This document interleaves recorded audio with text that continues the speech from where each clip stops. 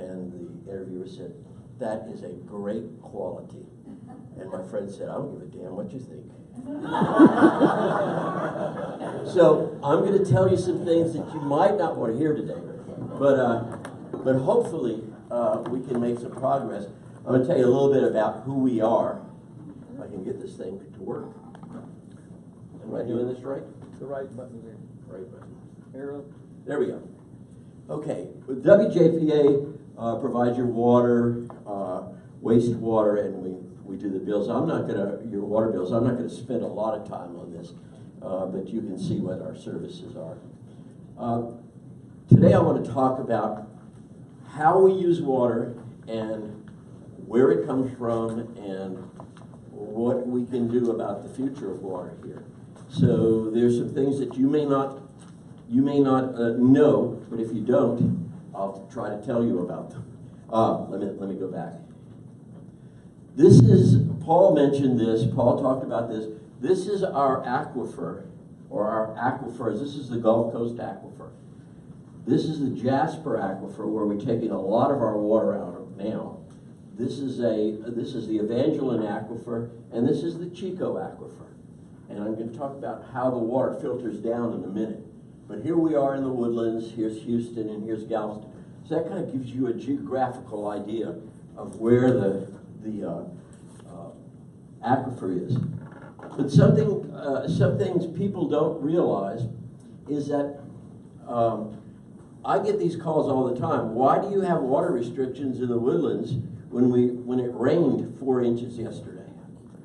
Well, if you look, this is the Chico aquifer, this blue area. This blue area is a very shallow area, a shallow aquifer, and the water can seep down very quickly through that. And I'm going to show you how much in a minute. And it can rain anywhere in here, and we'll have water going down into the aquifer. This is the Evangeline aquifer. It needs to rain north of here in order for that rainwater to come down. And you see, this thing goes north of the lake. This is the Burkeville clay, and this up here is the Jasper aquifer. It needs to rain north of there in order for the water to get down. Which is, so if it rains here, you know where that water is? Where it goes? It's in the Gulf of Mexico the next day. So that water does not stay here when it rains, unless you have a rain barrel, like Claude does, and many of us do. So let's look at this. How long does it take for a drop of water to get from when it rains to the aquifer? In the Chico aquifer, it can take from current time to 5,000 years. Evangeline aquifer from 900 years to 42,000 years. I might mention that in this area, one molecule of water moves about an inch a day. So if you want to figure it out, from north of the outcropping of the aquifer to here, if we're drinking water from the Jasper aquifer, it's probably between 13,000 and 42,000 years. So that's mammoth water. You're drinking water from mammoths. The coffee is probably mammoth water. Now, let's talk about the projection population of Montgomery County, and there is a correlation here, and I want you to understand that in a minute. Here's our population now. Where are we? 2017, we're at about 500,000 people in Montgomery County. By 2035, projections are we're going to have close to 1 million people in Montgomery County. That's twice the population now. That's a lot of people. We were just at an HGAC a big BIG meeting the other night, Paul and I, and their projections are maybe even a little higher than this for Montgomery County. So we're going to see significant growth in this area, even more than we've seen in the past. Now, one of the things that growth entails is the increase in water needs. Yeah, we need water for our grass, we need water for all our other things, but we need water to drink. Because if we don't have good drinking water, then we're dead. So, you know, here's now, or actually here's probably 20 years ago, and here is in 2035. So you see the difference. So we need to make some decisions now about what we're going to do for the future. Here are high water uses for Montgomery County now. You see we have the Southwest. This is over in Magnolia. This is the Woodlands. This is over at Kingwood and Porter in those areas. Conroe, and this is the Lake Conroe area here. And, pardon me. But here's the future, okay? This is the 105 corridor. That's going to be a terrible growth area, a big growth area. It's already to Montgomery, to this town of Montgomery. That's one town between Conroe and Montgomery. If you've ever driven 105 east to west to Navasota, you can see what I'm talking about. This is Fish Creek. Who knows what Fish Creek is? Few people. Fish Creek is the road that runs from 1488 to Highway 105 that comes out of Conroe. And that's where Wood Forest development is, Montgomery Trace development. All of these are right along this corridor. That's another growth corridor. This is 1314 off 242. Do y'all know where that is? Between 242 and Conroe, another growth area. That's already been identified. And here is the area between the Woodlands and Kingwood. This is already being developed. So what we're looking at is incredible development, lower use of rural areas. We saw last night, or night before last, we have currently 20,000 cattle in Montgomery County. In 20 years, we're going to have maybe 5,000 cattle in Montgomery County because the rural areas are going away because of population increase. So we're going to see a lot of that in the future. Now, here's our projected water usage. If you can see, for some reason this didn't print, but in 2060, we're way up here. I don't know why I don't have the data, but it's high, 72 billion gallons, I think. We're currently at about 28 billion gallons in the Woodlands, or excuse me, in Montgomery County. And where does that water go? Where do we use that water in Montgomery County? 62% of the water that we use in Montgomery County is used for cities and MUDs. That's municipalities, MUDs, the Woodlands, which is really not a municipality, but it's a populated area. Commercial usage varied 23%, and as you can see, recreational golf and sports fields and stuff like that, and a small percentage in industrial usage. This comes from Paul's data at Lone Star. So here's what we're seeing. We're seeing this area growing even more, public supplies. We're seeing this probably remain close to the same, and this disappearing. So we're going to see some significant changes in the next 20 years here in Montgomery County. In 2009, just before the drought, we used about 1 billion gallons in 1 month in the Woodlands. That's a lot of water. Now, we were mandated, can I say who mandated us?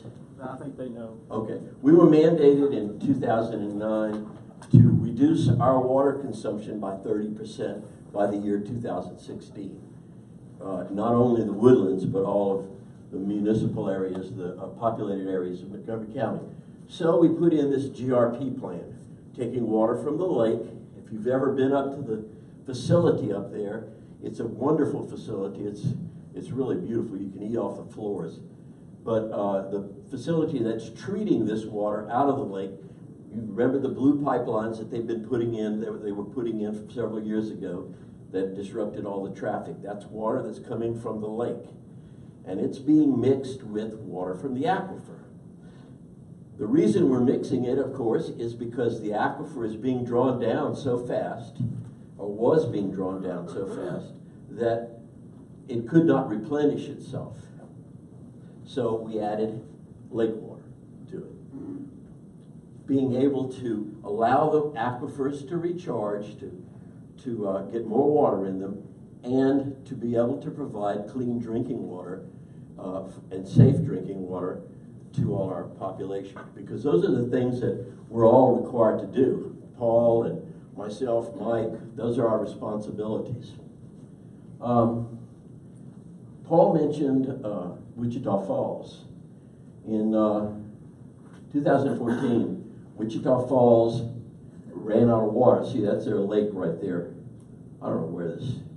This the, whoops, boy, did I screw this up. Okay, Wichita Falls, this is their lake here, and this is, what they had to do was put in a treatment facility to use wastewater for drinking water. Is that something we're going to come to here in the Woodlands? Maybe the older ones of us will not see that, but I think if we don't conserve water, we will, the younger people in this audience, and even younger than that, are going to see that in the future. Because as the population grows, we're going to have to find new sources of water. And that's the real incentive for us saving water now. I think Mike's going to talk a little bit more about that in a minute. I'm getting there.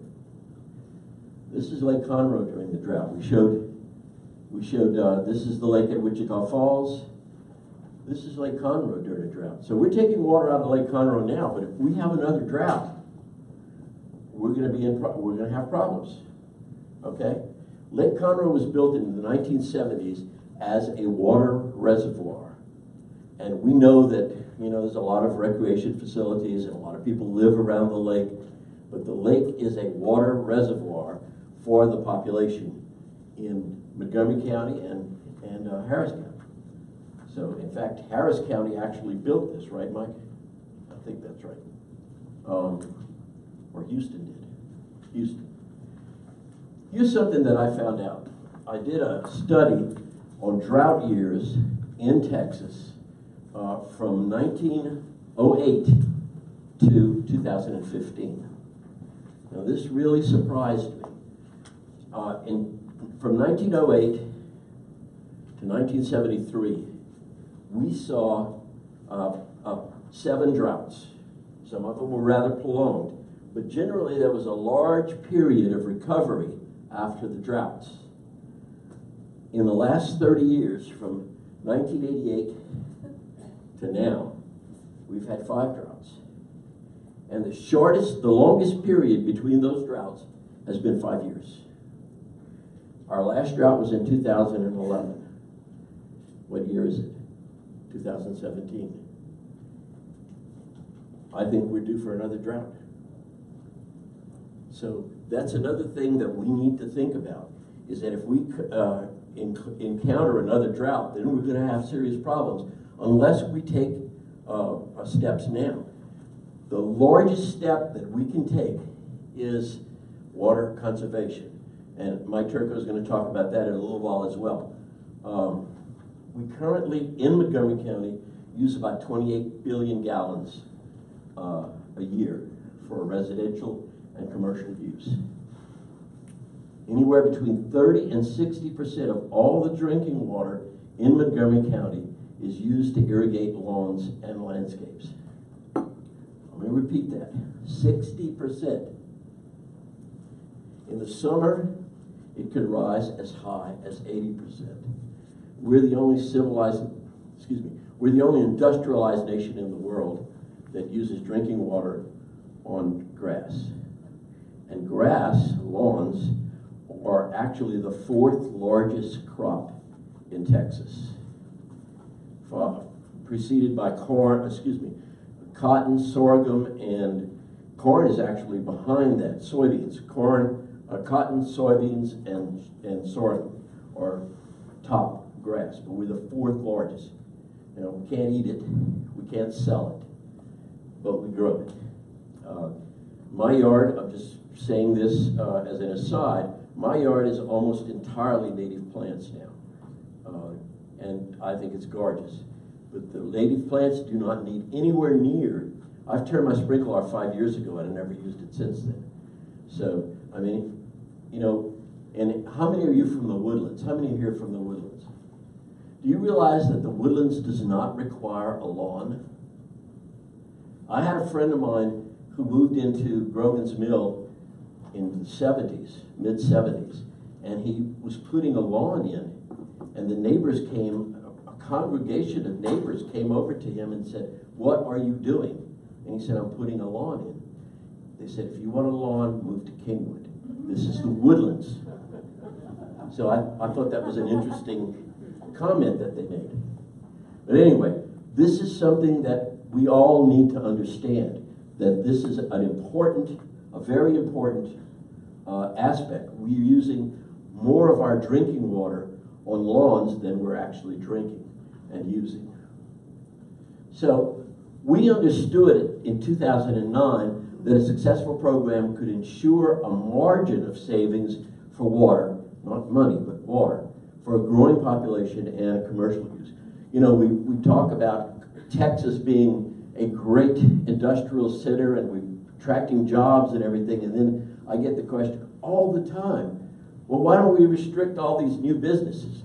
Why do we keep coming into the Woodlands? Well, they're coming in everywhere, and that's to provide jobs and income for our residents. So I guess we have to make a choice there. We felt a responsibility to be good stewards of our water resources. And so the WJPA and the Woodlands Township got together back in 2011 during the drought and set up a joint committee to study this problem. And so what we decided to do was set up an increasing block structure for our water. So if the idea is if you use more water, you pay more money, just like everything else. If I eat more food at the restaurant, I pay more for my food. So the idea was to have, and the other idea is we have people in the Woodlands who are retired and on a fixed income. So one of the things we do is have a base charge because they don't use a lot of water, maybe 2,000, 3,000 gallons a month. But we have people in the Woodlands who are using 100,000 gallons a month, and I have no idea why they're using that much, but they are. One of the things we developed was the Woodlands Irrigation Systems Evaluation. This is all over the state now. This organization started here in the Woodlands, and what these people will do is we pay them, the MUDs and the WJPA pay them to go to your home and check out your water systems. Look at your your irrigation heads and check them out, make sure they're straight, make sure you don't have any leaks. So it's a free service, and you can actually sign up for it back here with Barbara. Barbara, raise your hand. That's Barbara. Barbara's in charge of our billing operation, so if you have a billing question, ask Barbara. Don't ask me. So they're known as the Wise Guys. You can go on our website and sign up for them. It's very easy, and they'll come out, they'll call you and make an appointment, and they'll come out. Yes, sir? Is there any other program set up for the Harris County residents of the Woodlands? That's 386. Yeah. They are working on it, and we're working with them actually. 386 is actually outside of the Woodlands, so we have 10 MUDs in the Woodlands that WJPA serves. But 386 is Creekside, basically, Creekside Forest, and that's in Harris County. And so we don't have jurisdiction over there. So it's a separate MUD. But we are working with them now. We've been working with their MUD and with their organization over there to help them set up some programs. So we do have that, and I think Terry and I are scheduled to go down there and have some joint conferences with those guys, right, Terry? Yes. Yes. Okay. One of the other things we did was we set up a communication program with the Woodlands Township and WJPA, because we're two different organizations, and every month in the Woodlands Township magazine, it's called the Woodlands Community Magazine, everybody who lives in the Woodlands receives a copy of this magazine. I get tons of magazines, tons of mail, but this magazine tells you everything that's going on in the Woodlands. And every month we have an article. Terry will write an article, or I will write an article, and it will be in this publication. And these are just some of them. We've written hundreds of articles there. The articles are not propaganda. The articles are written for your usage. We've had articles on soil conservation and how to create good soil in the woodlands, and how to treat your lawn, and how to plant wildflowers, and how to do all these things. So it's a real how-to piece. So we do this on a regular monthly basis. Please try to read these. They're important. Now, Barbara's back here. You saw Barbara. Every week we send out a weekly lawn irrigation recommendation. How do we get this? We tell you how much to water on a weekly basis. We send it out to 22,000 residents in the Woodlands. The information we get comes from Paul at Lone Star Groundwater Conservation District. He's got an ET system up there, that's evapotranspiration system, and that takes into account, it studies the direction of the wind, the force of the wind, sunlight, ambient temperature, moisture in the soil, all of these things it takes into account. Then we have 4 rain stations in the Woodlands at various points that transmit data to Paul. And Paul has a logarithm or an algorithm or whatever you call that mathematical term that actually converts that into whether or not we should water. And so this is what you can get every week. If you haven't signed up for it, Barbara has a sheet that you can sign up for. So I would suggest you sign up for this. In addition, we have freezing weather reports or any kind of things like, let's say we're flushing the systems or anything else like that. We send out occasionally if there's something going on. And we send out certain emails on, this is the Smart Water program, the thing you're at today. So our purpose is to try and get as many people involved in water conservation in the Woodlands as we can. And we've been very successful, and I'll tell you about it. This is from the Woodlands Township. Now, the Woodlands Township has also developed, they have a great website, especially environmental services. John back here is the manager of environmental services. They have a blog and a newsletter that you can sign up for. We have a village challenge. Are you going to do that today? The village challenge? No. Okay. Village challenge. I've had this sign up in my yard. There's no township people here. I mean, people who work for the township. Is anybody? Okay. Well, you can't tell anything. I've had this sign up for 2 years in my yard. You're supposed to only have it a couple of months, but please don't tell anybody. But this yard is helping conserve our water supply. And this came from a coalition of Paul's Water Efficiency Network, the Woodlands Township, WJPA, Texas AgriLife Extension Service, a whole bunch of organizations, Galveston Bay Foundation, that we got together and put this sign out, and Terry then took it and put it into a village challenge where the villages get scholarships, right? The donations from Woodlands bring toward their scholarships. Toward their scholarships. So it's a great program. And Creekside Park won that. And Creekside Park won that. So let's, yeah, that's great. Yeah, we tried. I live in Grogan's, Crockett's Crossing, but we tried. We're working on So here are some of our partners: AgriLife, Lone Star, Master Gardeners, SJRA, Woodlands Green, Texas Master Naturalists. These are people that we've been working with. Don't you know that we're not just some isolated area in South Montgomery County, but we're part of a bigger whole, and that's what we have to learn and understand, that we're not just a bubble out here. I love saying that. Galveston Bay Foundation, we work with Texas Living Waters Project. You have in your packet, in your bag, a report, and I'll show you a little bit more about it later, from the National Wildlife Federation and the Sierra Club. It's a white paper that was done in 2012, I think, no, 2014, that praises the woodlands. It looks like this. Looks like that.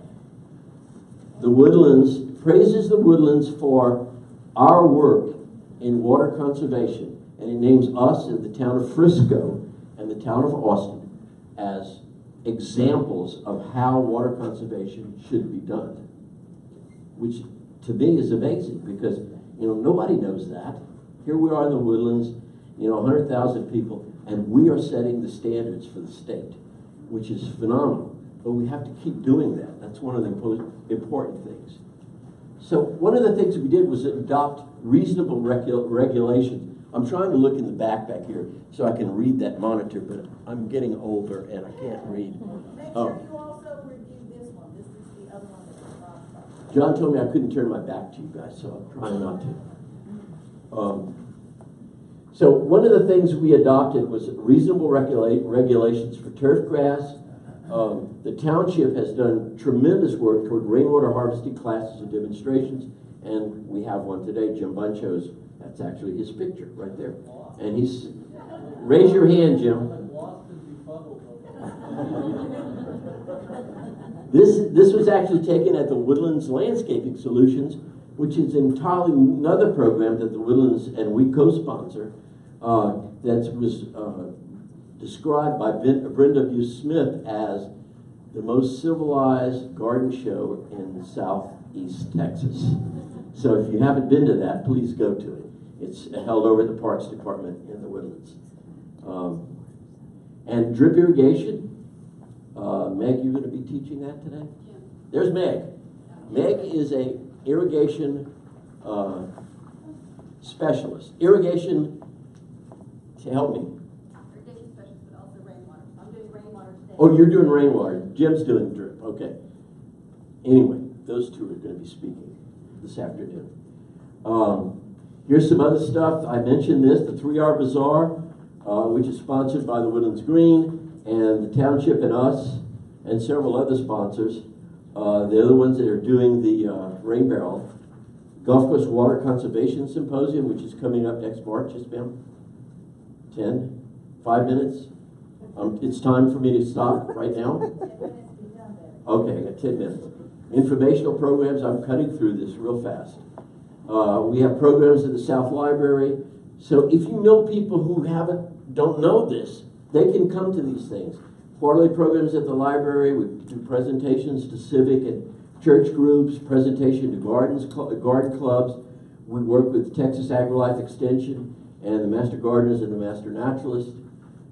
How many of you know we have a defined irrigation schedule in the Woodlands, that we only allow 2 days a week watering? Most everybody. If you have an even address, you can only water on Wednesdays and Saturdays between the hours of 8 p.m. and 6 a.m. the next morning. If you're an odd address, did I say odd? Evens on Wednesdays and Saturdays, odds on Tuesdays and Fridays during those periods. And we did that to help teach people how to conserve water. And it's worked. It's worked tremendously well. This watering schedule, we enforce it. It's a regulation, a regulatory system.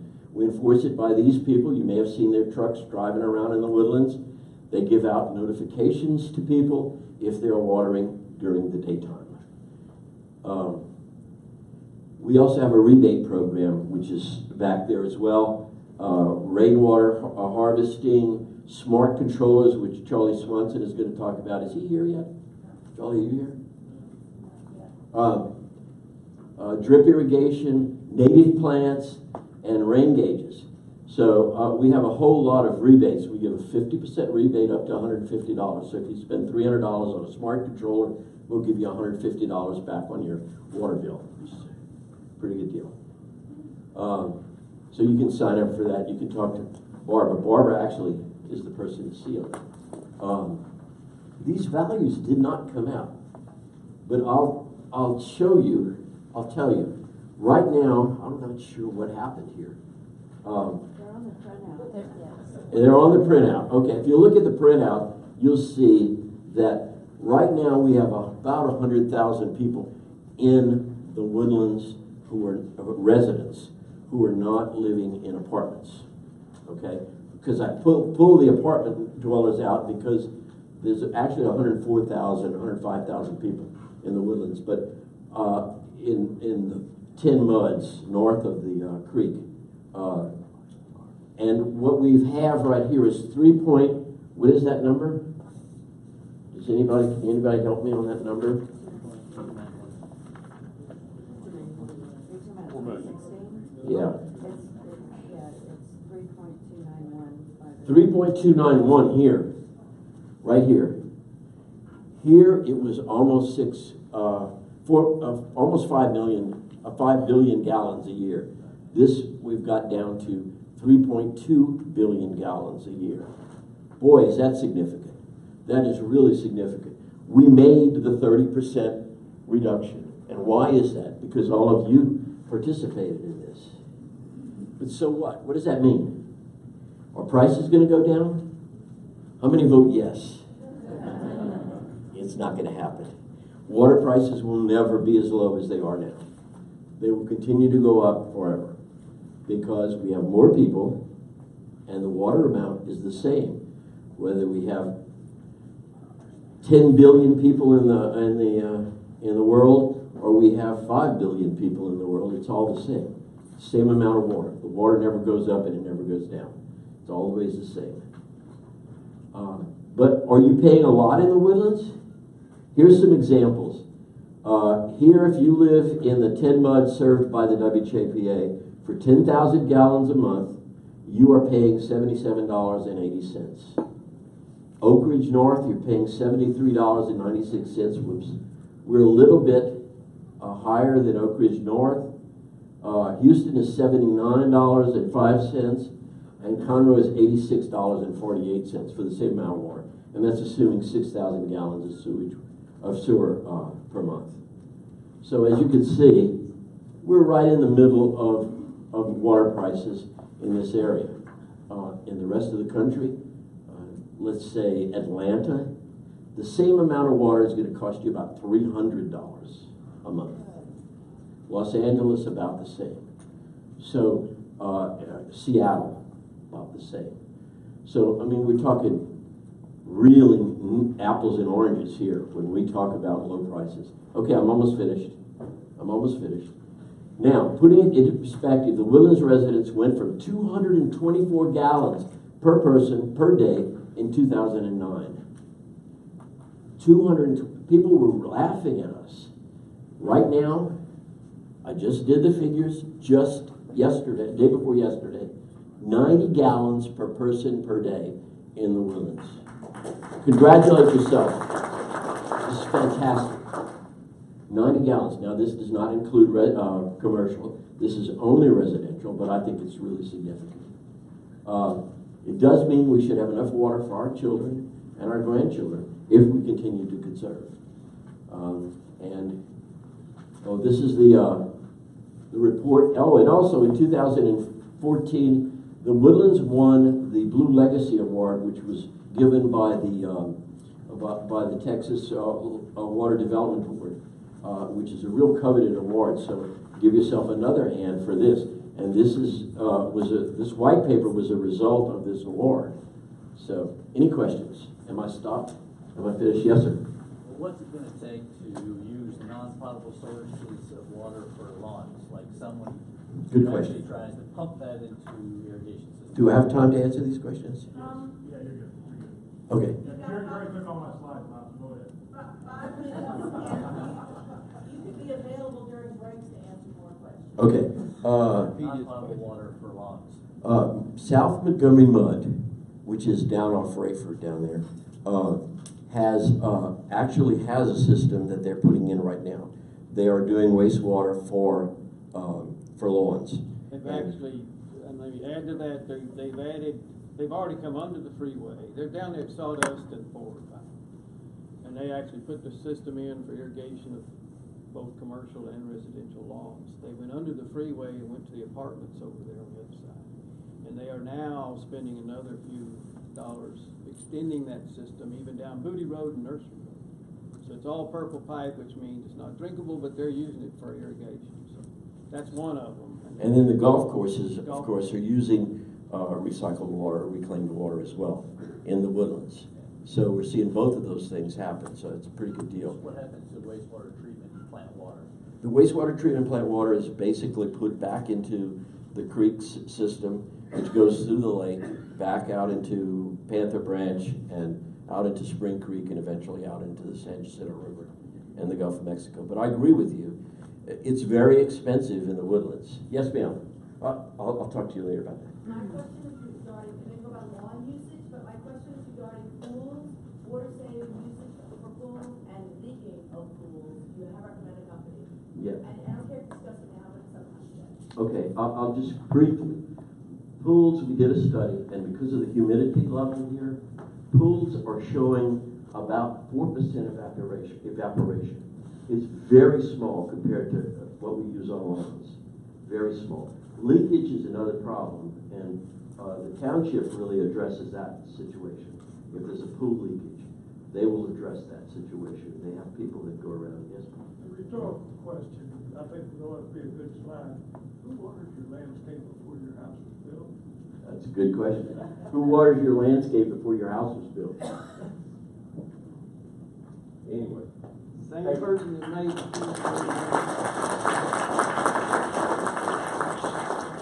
Thank you, Bob. Just to follow up your question about the effluent from wastewater treatment plants, typically that's treated to a state level, EPA level, then discharged to the creeks and goes downstream. What we're talking about with the golf courses and Southern Montgomery County mud, they take that water, treat it a little bit more to the point that it's better than it was, but it's still not drinkable, like I said. But that's called direct reuse.